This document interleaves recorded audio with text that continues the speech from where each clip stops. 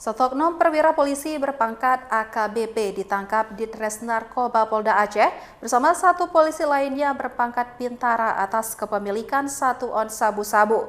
Keduanya ditangkap terpisah di Kota Banda Aceh pada awal tahun ini dan kini masih dalam tahap pengembangan dan ditahan di Polda Aceh.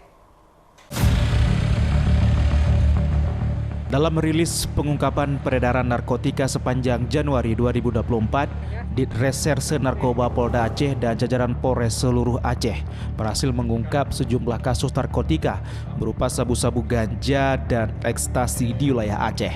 Dari pengungkapan kasus peredaran narkotika jenis sabu, satu perwira polisi berpangkat AKBP dan 1 orang bintara turut diamankan oleh tim reserse narkoba Polresta Banda Aceh. Dari tersangka, petugas mengamankan 1 ons barang bukti sabu. Polisi yang terlibat dalam peredaran narkotika jenis sabu itu kini sedang dalam proses penanganan lebih lanjut yang ditangani pihak Polda Aceh. Polda Aceh komitmen dengan penanganan narkotika di Aceh, tidak terkecuali meskipun anggota polisi, sehingga proses hukum terhadap tersangka baik secara pidana maupun sanksi institusi kepolisian akan dilakukan. Jika terbukti dengan tegas, yang bersangkutan akan dipecat. Jaringan ini yang diungkap oleh Polresta Banda Aceh, ada anggota Polda Aceh yang kita tangkap, ada 2 orang. Ada 2 orang ya, ada 2 orang. Satu terpangkat AKBP yang inisial A, AP, dan satu lagi Bintara.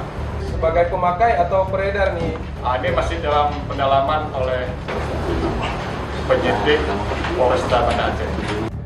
Sepanjang Januari tahun 2024 ini, jajaran Polda Aceh berhasil menggagalkan peredaran narkotika jenis sabu seberat 32,1 kg, ganja 80,5 kg, dan pil ekstasi 5.000 butir dengan jumlah tersangka seluruhnya 59 orang.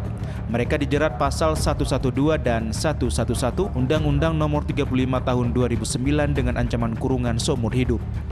Dari Kota Banda Aceh, Topan Mustafa, iNews melaporkan.